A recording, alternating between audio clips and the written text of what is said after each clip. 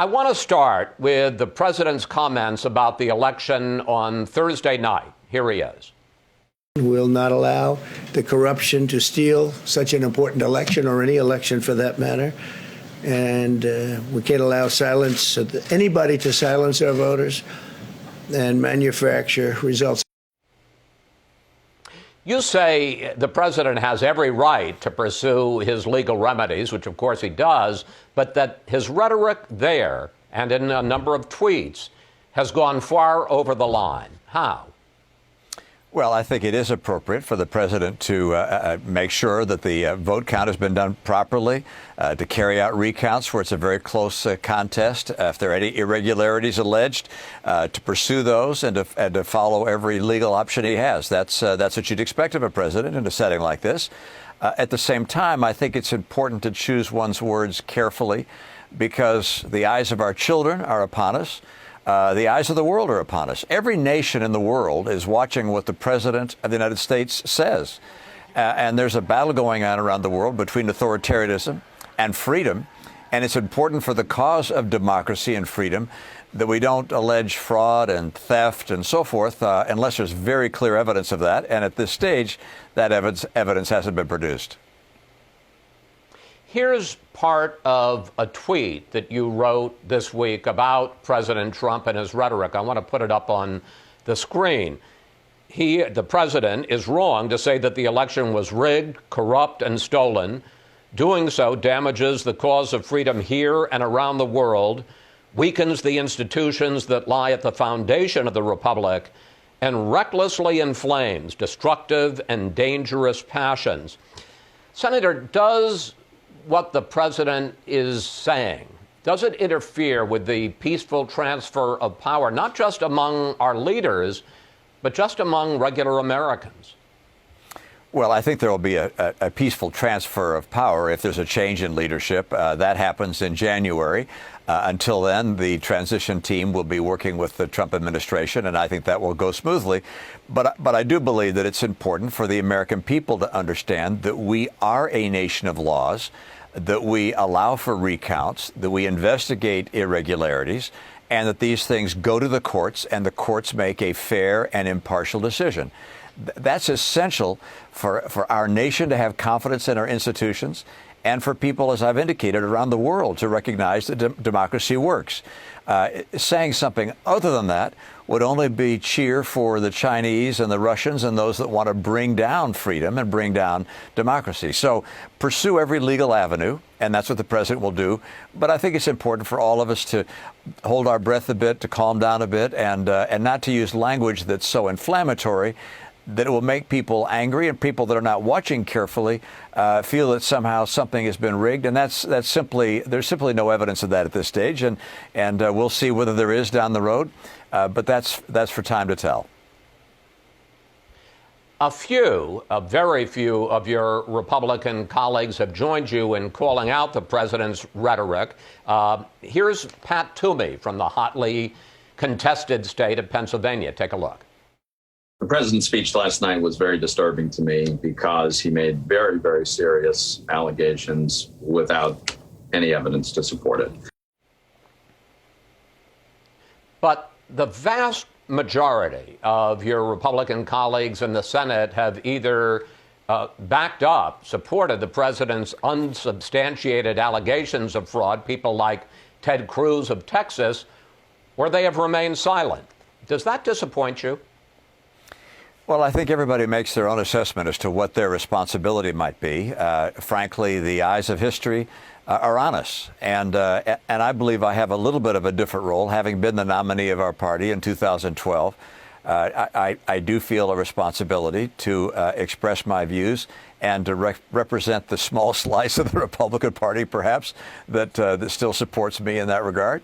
And everybody makes that assessment. Pat Toomey, of course, is the Republican senator from Pennsylvania. Pennsylvania is at the center of controversy, so his remarks, I think, were well suited to the moment.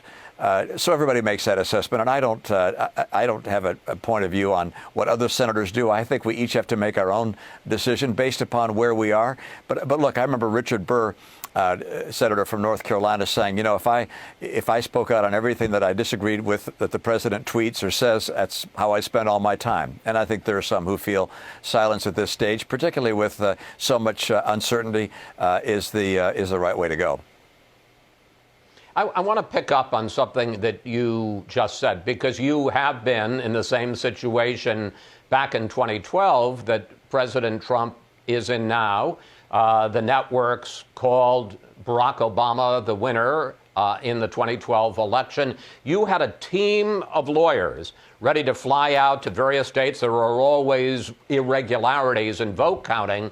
You waited 90 minutes, and then you called President Obama and conceded victory to him.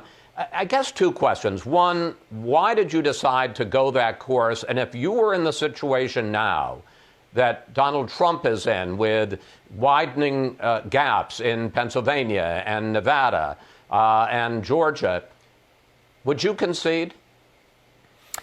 Well, first of all, President Trump is a different person than I am. Every individual is different. I think one of the things people like about President Trump is that he is different than the typical politicians and people who've run for president before.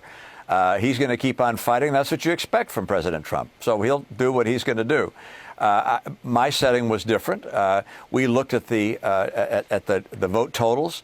I met with my legal counsel. We talked about irregularities. It did not strike me that there was a realistic possibility of overturning the result that had been called by the networks.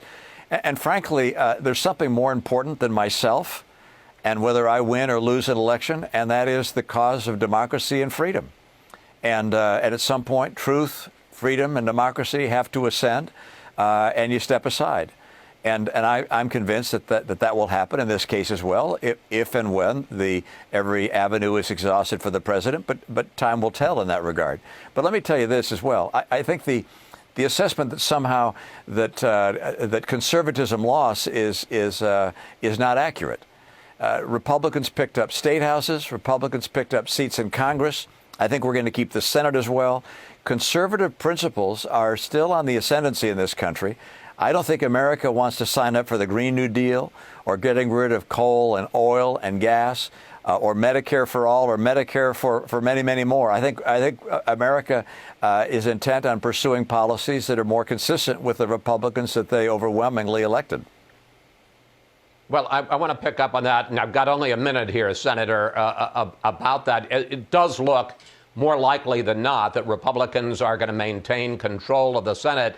If they do, what is your attitude towards working with President Biden? How much deference do you feel that you will owe him in terms of his choosing the people in his cabinet and some of his policies, such as a public option for Obamacare or raising taxes or the environment?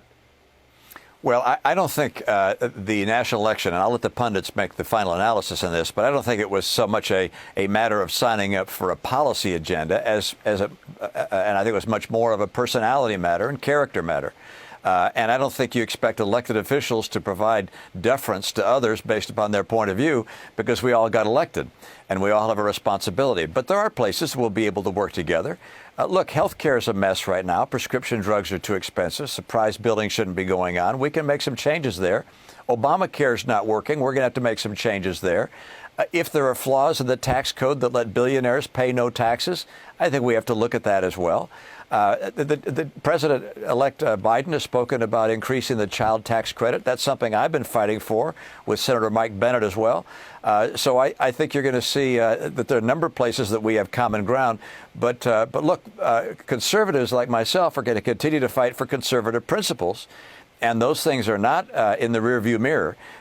President-elect Biden has an agenda. We'll work with him on that agenda. With regards to his cabinet, look, I believe that cabinet appointments, the president ought to be able to appoint his own cabinet unless they're really out to lunch.